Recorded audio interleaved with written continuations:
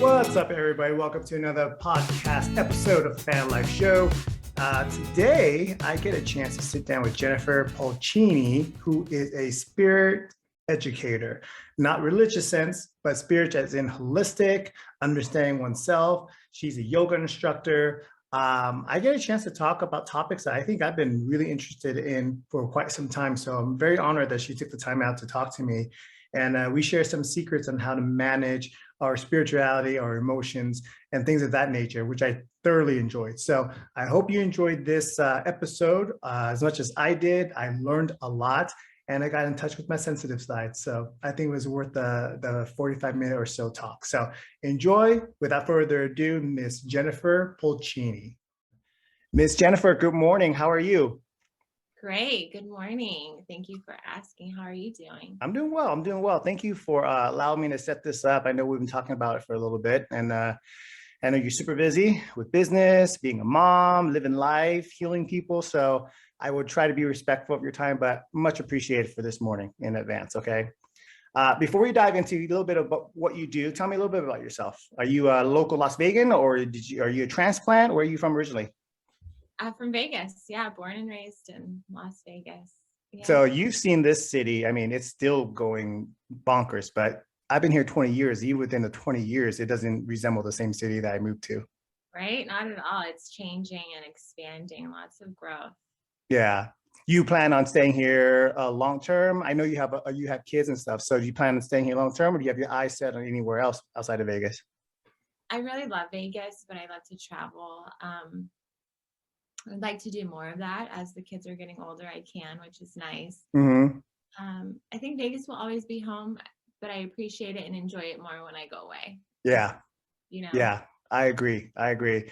Well, that's a great parlay into what I was going to mainly talk to you about today. So you have a unique perspective on the world, unique perspective on personal development, healing, spiritually, holistically. So that's something that I'm very novice at. So I figured, that'll be a little bit of our main topic, amongst other things. But tell me how you got into that genre of medicine and healing.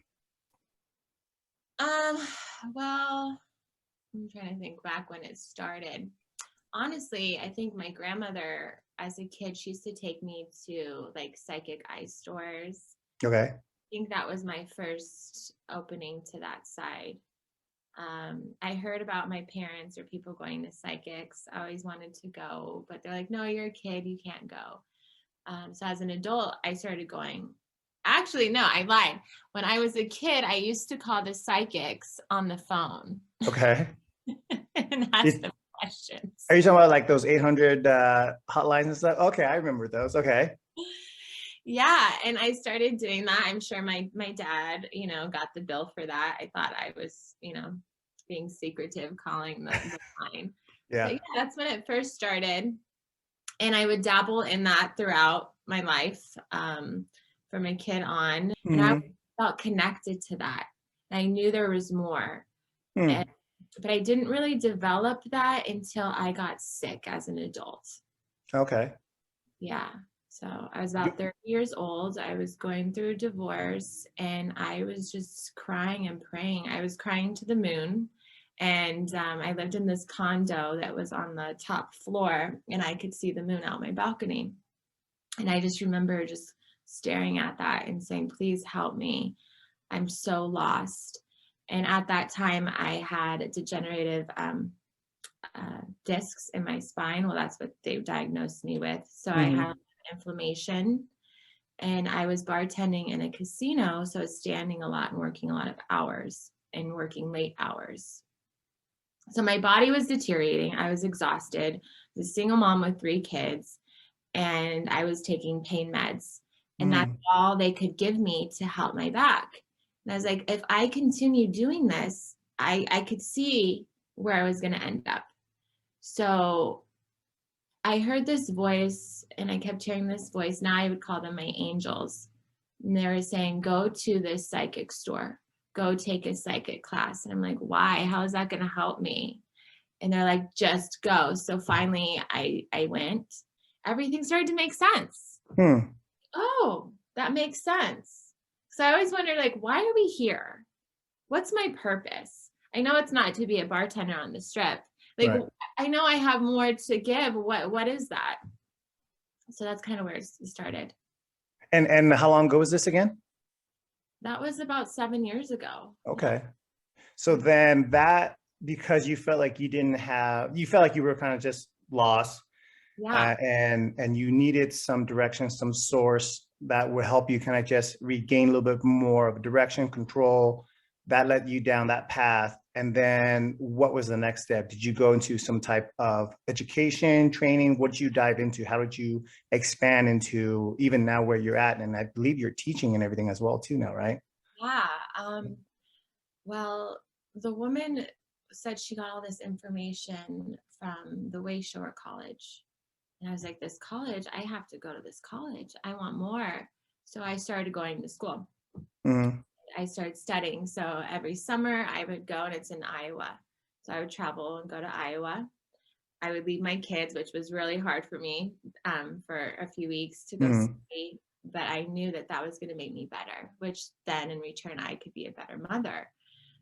So I just studied, and I got my ministry license with the college, because after about like five years, you can qualify for that.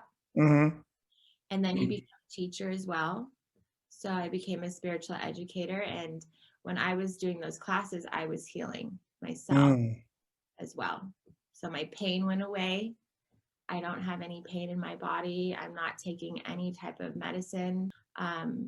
So yeah, I'm doing good now. Good for you. Good for you. Help me educate the public and even myself, because a lot of times when people use the word spiritual, because we all fit in this box, right? And you use the word spiritual, people default to religion. They default to at least, the understanding of religion, because that's the context of what the word spiritual means for them. For you, it wasn't so much religion, right? It was self-discovery. At least from my, novice ears, this is what I'm hearing. Is that what you're feeling, or is that what you're trying to explain? Yes, 100%. Nothing to do with religion. Okay. Um, it's all about self-discovery, and we are all spirits having a human experience, I believe. Yeah. Yeah, and I think for someone, especially in the Western world, because it's like I said, we're very much in a box, right? Mhm. And it's funny because, being ethnic, I'm Vietnamese, first generation. We have a lot of medical techniques and stuff that I used to do, my mom used to do when I was sick, that I would think would be hocus pocus stuff, right? But then now it's so accepted even in Western medicine. Perfect example is cupping. I've been doing cupping since I was a little kid. Now everyone and their grandma's doing cupping. You're talking about guys like Michael Phelps, Tom Brady, the who's of physical performances doing cupping. I guess my long-winded explanation of what I'm trying to say is there's a lot more to this than what we understand, what we realize. And it's slowly, I think, coming to light. So for you being in this realm for 6-7 years, what are some of the things that really stood out for you as far as your understanding or even misunderstanding of a Western society's beliefs in terms of medicine or treatment? Well, medicine isn't a cure. Right. So when I realize that I'm creating and attracting everything that's happening in my life, and I am that creator, then I know that I am able to shift anything. Mm. And also, whatever affects me spiritually is going to affect me physically later. So I wouldn't say the Western culture and medicine, it could be a crutch for some people. Some people might need that for a moment, but I don't feel that it's a cure. Right. Yeah. Right. Yeah, I think, and I have a lot of friends that are doctors, so I don't want to offend anybody, but I think even they would say Western medicine is meant to treat the symptom and not get to the disease, right? And if you break out the word disease, Yeah. I'm sure you've heard this, is it's dis-ease of your body, of your mind, of your mental state. What are some of the practices that you do on a daily basis to try to keep yourself in a line mentally, spiritually, and physically? Recently, honestly, crying. Mm. And that was always something that was shunned when I was a child. Like, you don't Interesting. cry. You're going to get hit if you cry. Mm-hmm. Don't express anything.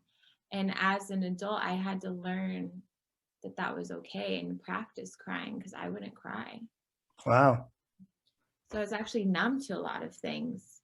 But before that, it was meditation, Kundalini yoga, breath work, sound therapy, Reiki, group work. I believe at least once a month to keep your energy, high and aligned with self. You got to meditate, you got to do group work. And if that's going to church, then great. But whatever that is for you. But for me, that's what's been working. And also, I ate raw for a couple of years Mm-hmm. just to clean out my body. When I stopped taking all the medication that I was on, I went total alkaline and ate raw just to detox all of that. And then also I got to love myself by showing up for myself, which was nice. Mm.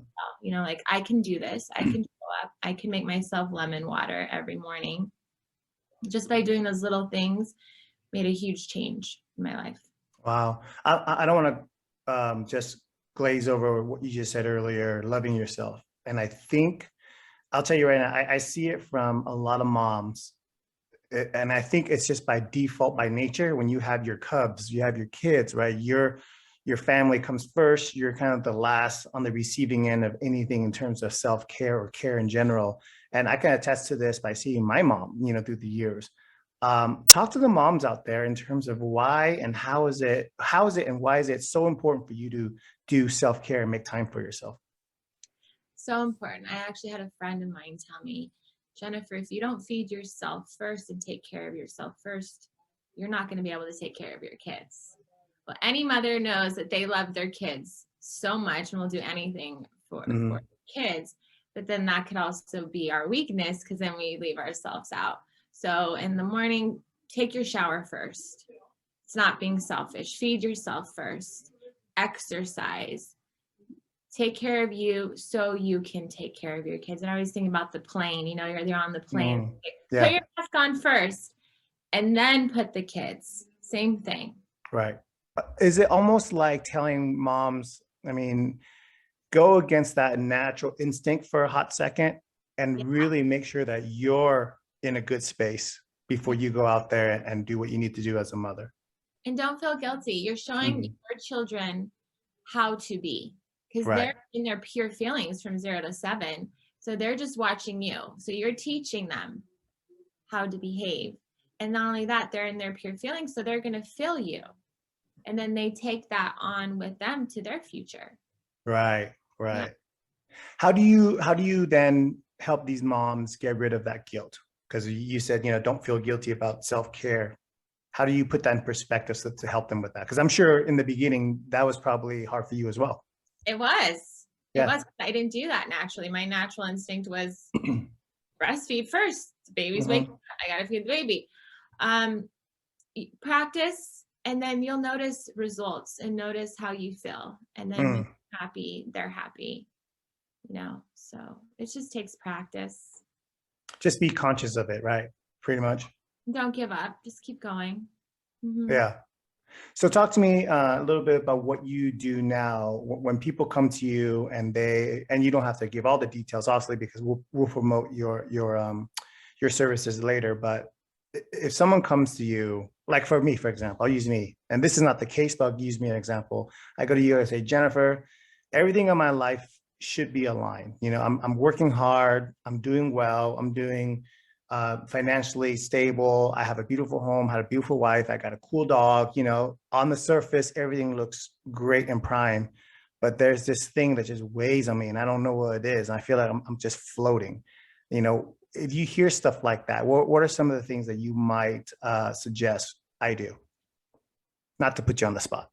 No, totally cool. I would tune in. Okay. So that's when the channeling comes in. Because a lot of us don't know what's going on unconsciously or subconsciously, right? So what's going on, I'll tune in, see what blocks you have, and then pull that out. We'll talk about it. I'll ask you questions. And then we would go on the table. I have a massage table in my office where I do energy work, Mm-hmm. shift that energy. But first talking about it, definitely connecting with you, and channeling and seeing what our guidance says. They know more than I do. And I can teach you how to communicate with your guidance and be the best version and whole version of yourself. I hear this a lot from people that are in the caretaking, I don't want to say business, but services. Um, they take a lot of the weight of their clients on them. Do you find that happening to you? And if you do, how do you help be conscious of that for yourself so you don't take on the weight of the world? You know, because again, you're a mom, you're a significant other, and you have a life outside of your services. Do you find yourself feeling, oh my gosh, I got to put myself in check, or else I'm carrying the burden of everybody on my shoulders? Yeah, it goes back to taking care of yourself. Like I get work done. I go to sound healing. I need Mm, so I can train and be there for my clients. Because if I'm not okay, how am I supposed to be there for them? Not only right. that, every person that comes in to see me, they're probably going through something that I'm going through. And that's why we're connecting. Mm. So know that it's not just them experiencing that. I'm probably experiencing that as well. So we're working together always. Beautiful, beautiful. So along that vein, keeping yourself in balance, obviously, you know, your family is priority. What are some of the things you and your kids do together to try to make sure you guys stay connected? Oh, what do we do together? Well, my kids play a lot of sports. Oh, so I that would, means you play a lot of sports. I wouldn't even know if we do a lot of things together as much as carpooling and being there for their activities. Right. So there's that. We go to the movies, we Yeah. cook in the kitchen. Cooking's fun because we all get to cook and do something. Yeah, the karaoke. The other night we Beautiful. did improv. That was fun. Yeah. Are they at the age where they're too cool for mom yet, or they're still really they are? It's too cool for mom. It happens overnight. There's no warning. It's Yeah. say you're getting the loves, they want to be with you, and then all of a sudden they don't talk to me in front of my friends. It's embarrassing. That's Like, so funny. who is this? Yeah, that's so funny. We all been through it though, and then they come full circle. So that's something you get to look forward to, I'm sure. I'm sure.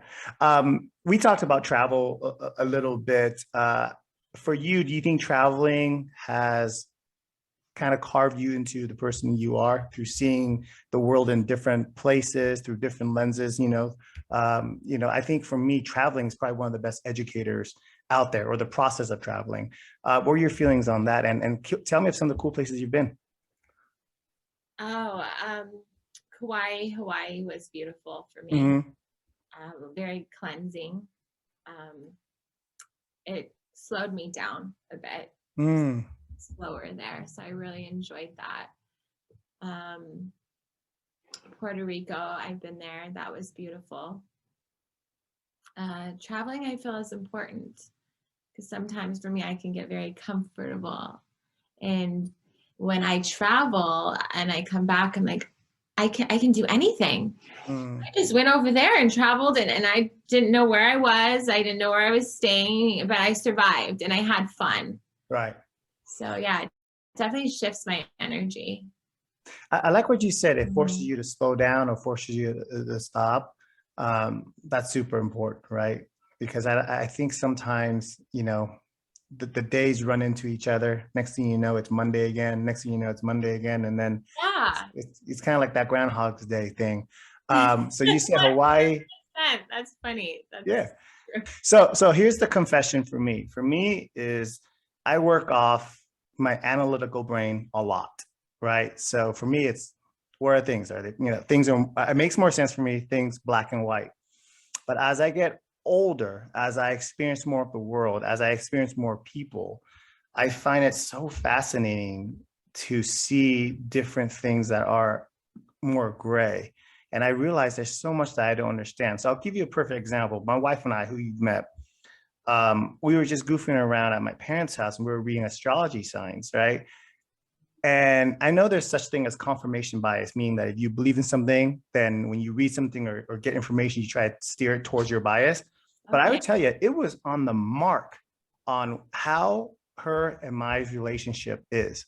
And it's just wild. It's just wild. And you do it over and over again. You see it through other people and you go, God, it can't be a coincidence, right? There has to be something to that. So for someone like me that's super analytical, how would you help me, or what would you suggest me in finding and exploring that realm a little bit more? Um, how would I go about you exploring that?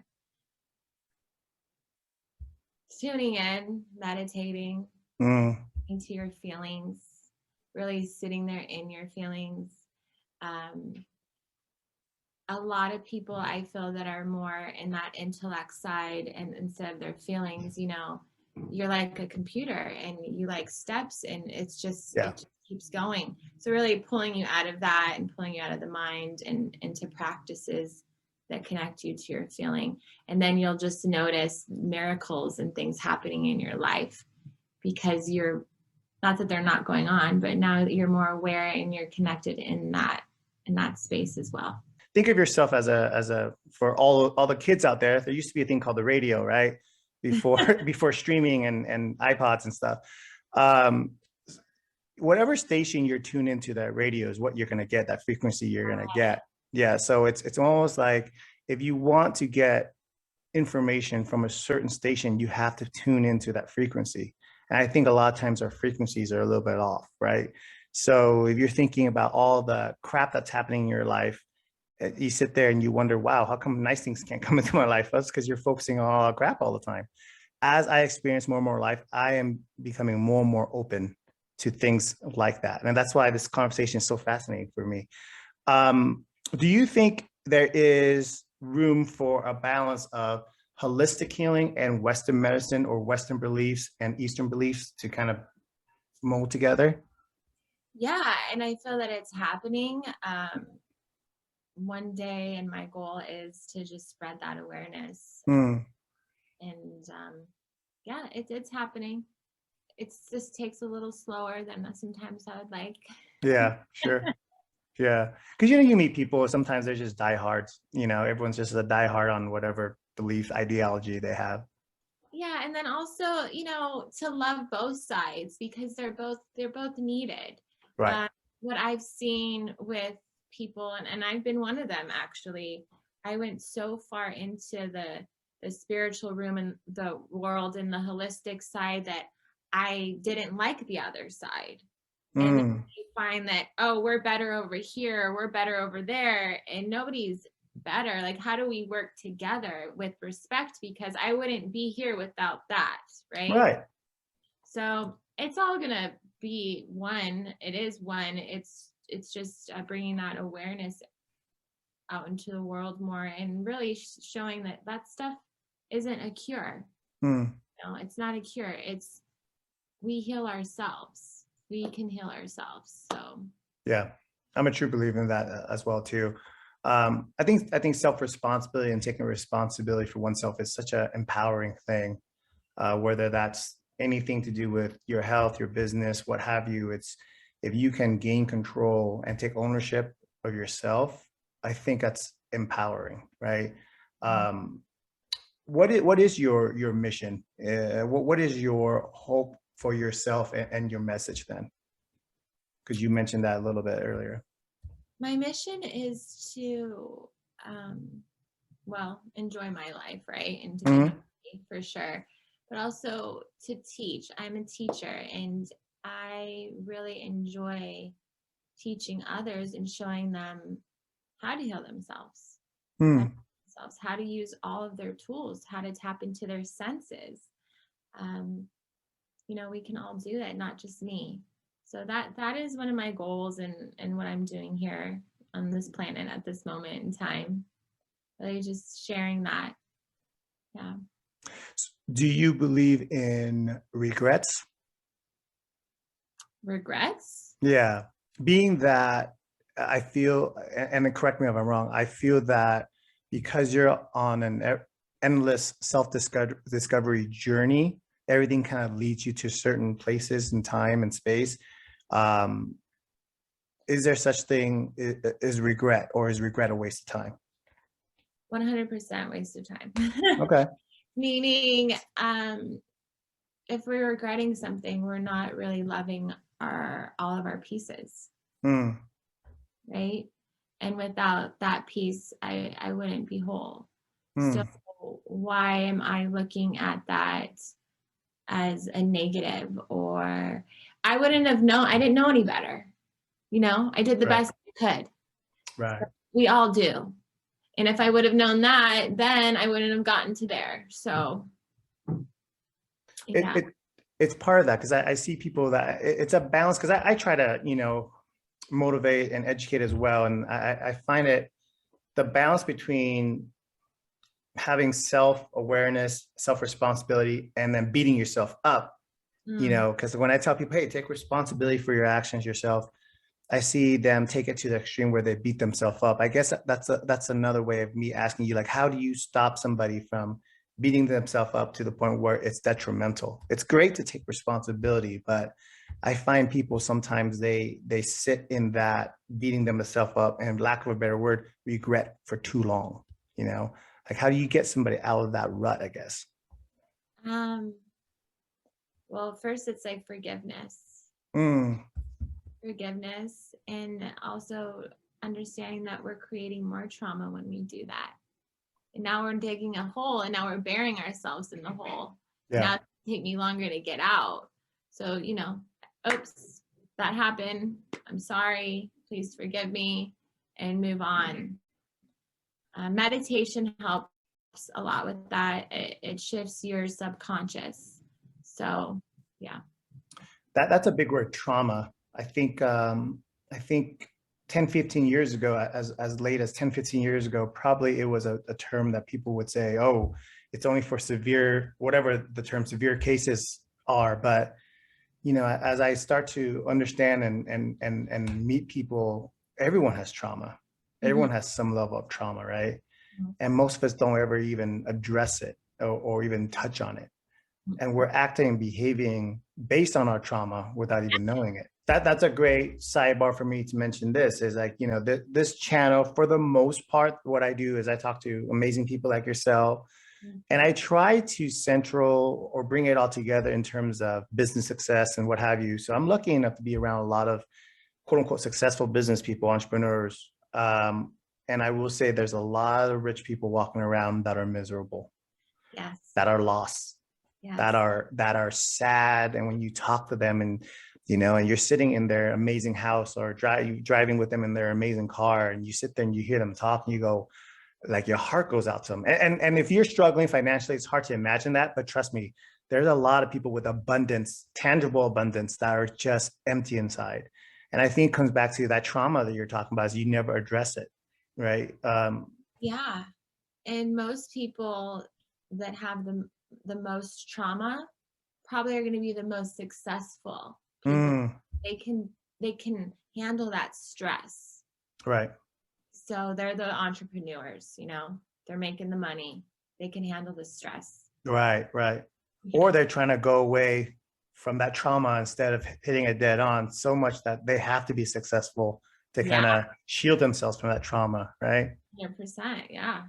Well, I want to edify you, and I want to second what you said earlier. And since we're being transparent and honest, you said one of the therapies, the self-care that you do, is you cry. And I cried last night like a big baby. And I will second that. So I will tell the audience right now, like, for me, I've discovered crying. It's weird to say I discovered crying, but I discovered crying probably about 5-6 years ago.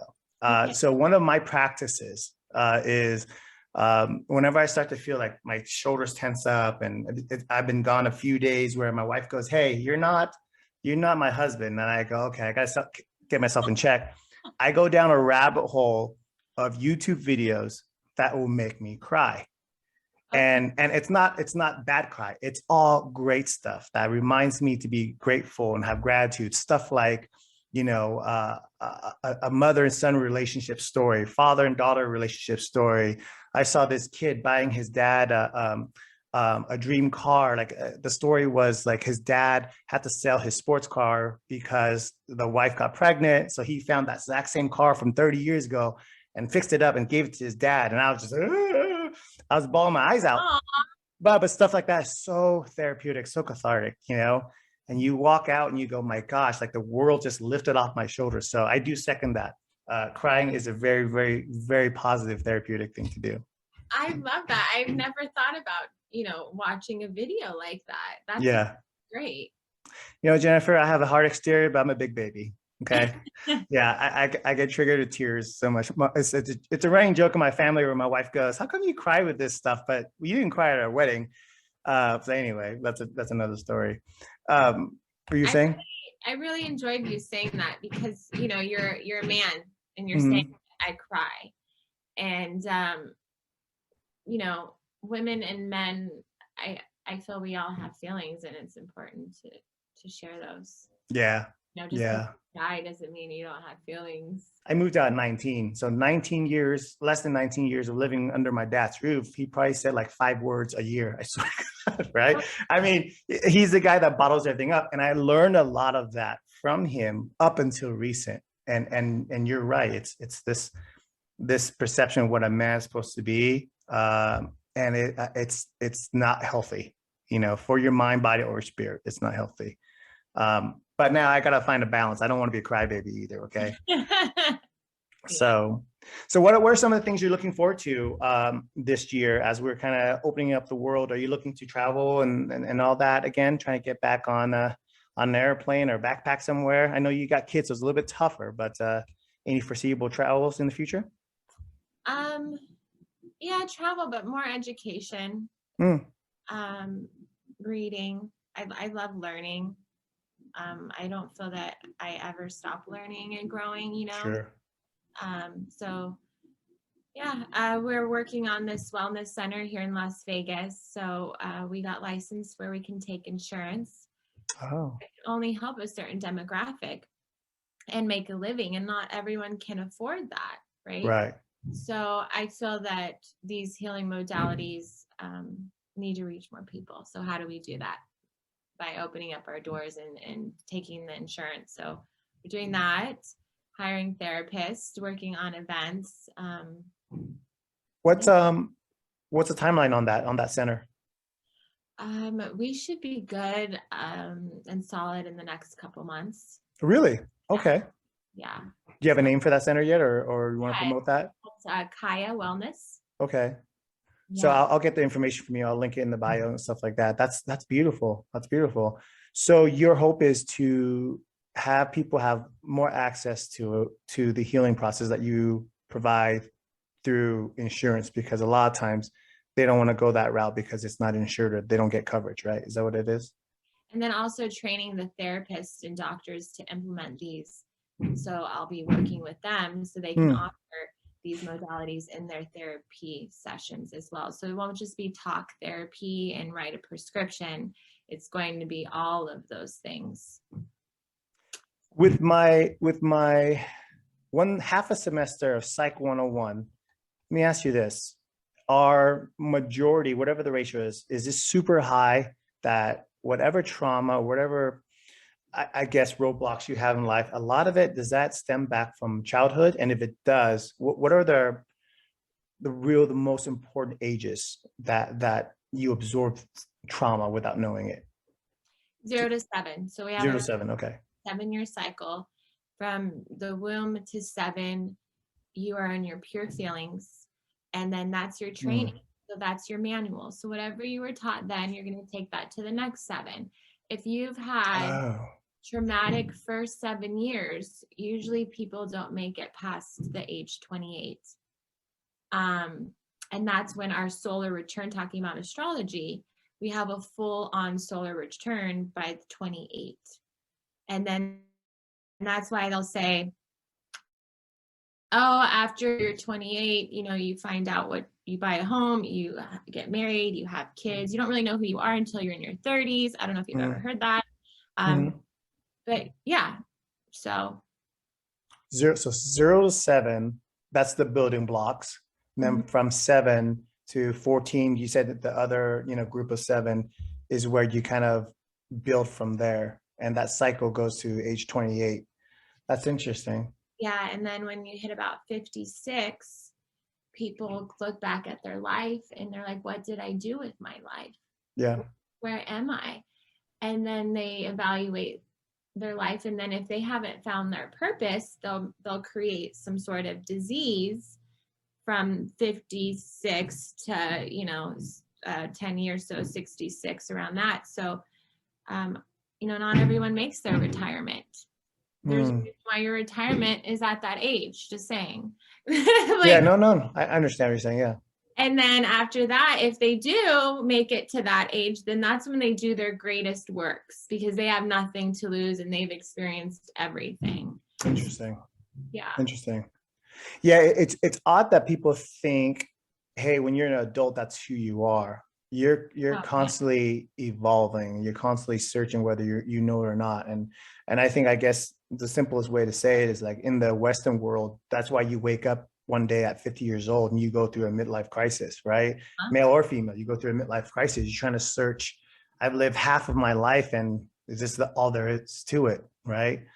And to take another step forward, I won't dive too deep into politics or anything else, but that's why I think you see a lot of people join a certain cause and their identity is attached to that cause, whether it's political, whether it's being vegan, whether it's being carnivore, whether it's being left, right, and they live and die by that because they think, now I found my calling, because they're so desperate to find something, to find meaning. But I think what you're saying is, if you can discover that along the way, be in tune along the way, we definitely can help that. And that's beautiful. And I think that's an important journey and aspect of life that you have to focus on, is the ongoing evolution. You do a specific type of yoga that I've never heard of. Would you remind me what that is? Kundalini yoga. Okay. And that is with breath work. Is that what that is? Yeah. So Kundalini is, so they say 21 years of regular yoga is equivalent to 1 year of Kundalini yoga. Interesting. Because in Kundalini, it's not so much about the stretching as much as it is about the breath, the mudras, and the mantras. So it's all vibration and breathing. What is a mudra? I understand what a mantra is. What's a mudra, if I said that right? So this is the Gyan mudra. So a mudra is where you hold your hands or your fingers in a posture. So is that like points of energy throughout your body? Yes. So this is Mars and this is Jupiter. So each finger is a planetary system. So you know how the planets are outside of us in the solar system? Well, it's internal. So that's all of a reflection of what's really internally inside of us. So you have a universe inside of you and a whole planetary system that actually connects specifically to your zodiac sign and your astrology chart. So what I've been working on and studying now is, I believe if I touch a certain area, I can cool down my body, which they do that already. There's healers that do that, or there's like muscle testing, right? So there's all different ways of healing your body. And I believe we can heal it even faster if we know the right buttons to press. That would make sense, because if you know the right buttons to press, you can also bring out a lot of negative emotions and feelings and disease and stress as well too. So it would have to work the other way as well too. Oh yeah, yin and yang. Yeah. Yeah, that does make sense. That does make sense. So your type of yoga focuses on that, the mantras, and then heavily rely on the breathing methods then, correct? So then you have a kriya, which is, say I'm doing a kriya is basically like a yoga flow. Then you meditate. So every time you do Kundalini, you are going to also meditate with that. So you're actively doing it while trying to achieve a meditative state. Yeah, and your Kundalini actually rises. So we have DMT, and you've heard of DMT. So the serpent rises, and when that rises while you're doing Kundalini, it rises all the way up to the crown, where it actually releases DMT in the brain. And I am getting high all the time when I do Kundalini. And when I'm doing that, sometimes I feel like I'm so lightheaded and I'm going to pass out. But once I jump over that Yeah. feeling, I am in complete bliss. I have no pain in my body. And then my cells and everything in my body shifts. So it really heals. And it healed me. So when I was going through my divorce, I did Kundalini yoga. That's And amazing. That's amazing. So you, by controlling your breath work, controlling your state, you were able to achieve, for lack of a better description, quote unquote, high, the state of being high as if you were released, or actually you are releasing DMT because that's naturally produced in our bodies. I know a lot of people take synthetic DMTs to try to achieve that as well too. So you achieved it naturally and was able to create it with the breath work and with the flow that you do. yeah, and then you go into meditative state and you see things, you feel things. Yeah. When people do the DMT, you don't feel anything in your body. You just see. Mm, I've actually tried that before. So totally two different experiences. interesting. For those of you guys that are listening, Google DMT, because I'm not even going to try to pronounce it. It's very difficult to pronounce, but a lot of people believe it is the release of, is it a chemical or hormone that It's well in the body, it's not a chemical, but it is a chemical substance. yeah. We call it the God molecule. Right. Yeah.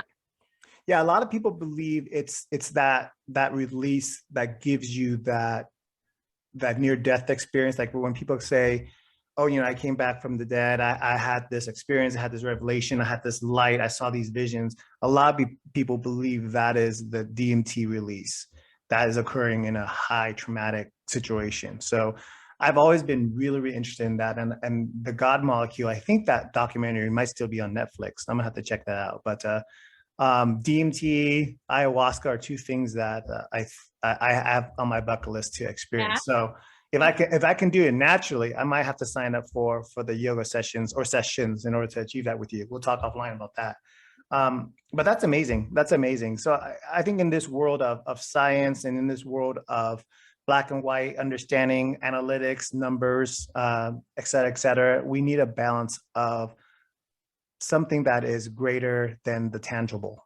And I think the more we study it, the more we read about it, the more we see people like yourselves, we understand that we barely have touched the surface of it, in my belief.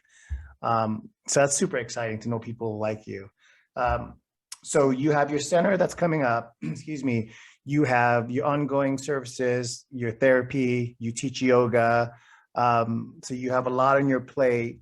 Tell me some things for you, Jennifer, that, excites you. What is your overall purpose that gets you out of bed? And I want to ask you to give a little bit tidbit to the world after this as well, too. But for you, Jennifer, what gets you out of bed? What excites you? What is your purpose? Because people are still searching for it. What is yours? Love, happiness, connection with people and my children. Not just my children, the future children, of the planet. Yeah. Sure. Yeah, I don't believe we just die, I don't believe we die at all. And it just goes in a circle. So how can I contribute and give that love and feeling to everybody before I die? That's real comforting, huh? And I think it's a beautiful thing. So you believe that it's a transfer of energy, maybe, when someone passes or transitions? And I see people walking around every single day that never experienced it or know what that feeling is, or even what love feels like. Real love feels like, and they all carry it inside of them. We all have it within ourselves. It's just a little key or a little button that we got to touch. Yeah. Yeah. So then before, we wrap this up, it's a beautiful session talking to you. So thank you. Yeah. What message would you like to give to the audience? I feel that there's a lot of change going on in the world. So a lot of us are feeling that right now, and that's okay. There's tools out there. There are tools out there, and there are good people out there. And I believe you and I are one of them. So. Well, thank you. If you put me in that category, thank you. That's beautiful. That and I second everything you just said. And change is always difficult. and you power through it and you reach for help. And for the guys out there, it's okay to ask for help. Ask for help. I think it's okay to cry. It's okay to cry. Give me a call. I'll tell you what videos to watch. But that's beautiful, Jennifer. Thank you so much. Tell people how they can get a hold of you if they want to reach out to you. What platforms are you on and things like that? And I'll link everything on the description as well. Yeah, great. You can reach out to me on Instagram and Facebook. It's all under Spiritual Educator. You can also go to my website, spiritualeducator.com. I will put all that in the description, the link. You're a mama bear of 3. You're a healer. You guide people, and you're a spiritual leader. So thank you so much for making time for me. You brought a smile to my face today. So thank you.